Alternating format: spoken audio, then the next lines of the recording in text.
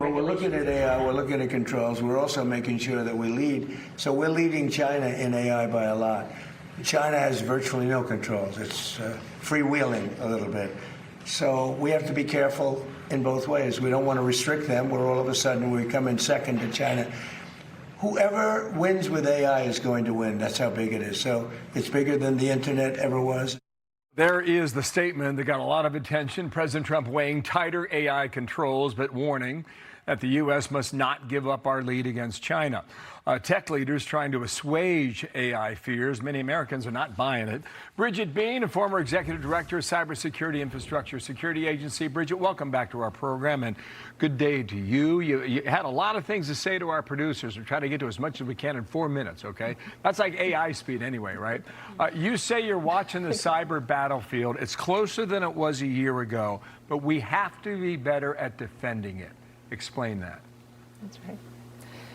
Absolutely. So President Trump was absolutely right. Whoever wins the AI race really rules the next century. And there's two things really to keep in mind. One is America's AI is built on the principles of individual liberties, you know, freedom of personal properties, the rule of law. China's AI is built on censorship and surveillance at home, and they're willing to export both.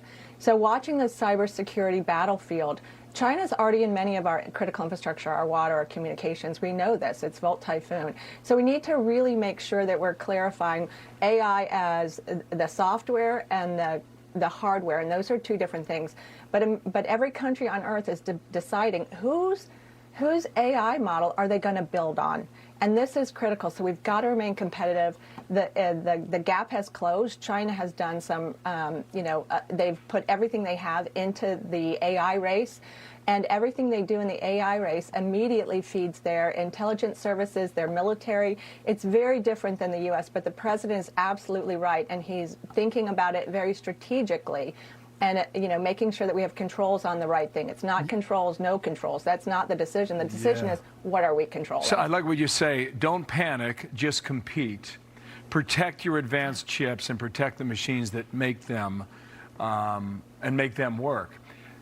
To the consumer, what do you say? Here is Sam Altman, late yesterday afternoon on the Hill, okay? OpenAI, here is the question and answer. The visceral reaction that you had to AI and about deceleration, I mean, what do you say to people who might be scared right now at home about AI, maybe about losing their job, about like just being fearful after the hacks? I think it's very natural to be fearful after any new capability level. Obviously, we're taking this super seriously and we'll continue to do so. But I would say I understand, like I get it. I think this is, a lot of AI has gone super well, and this is a moment where people are like, okay, we're at a new level.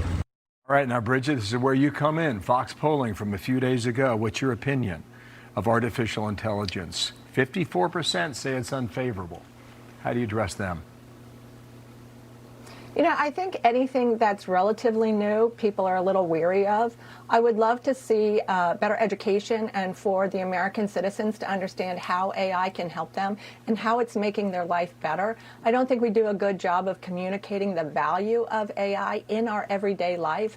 If you look at the critical infrastructure that Americans rely on every hour of every day, electric, power, healthcare, AI is exponentially moving it in a better direction.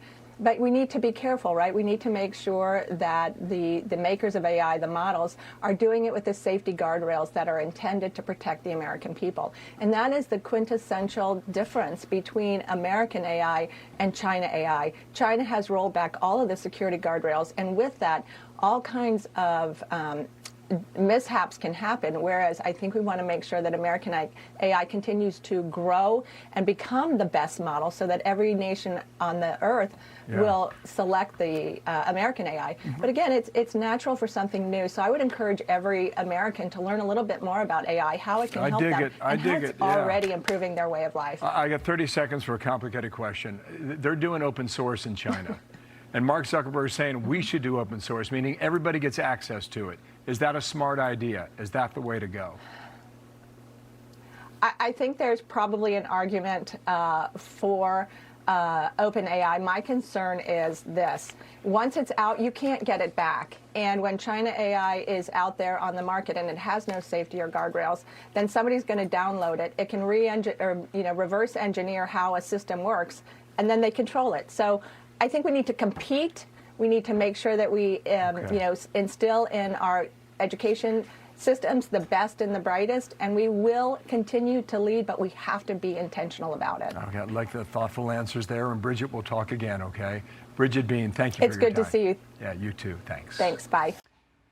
Be sure to like and subscribe for all the Fox News latest on YouTube and catch full shows streaming now on Fox One.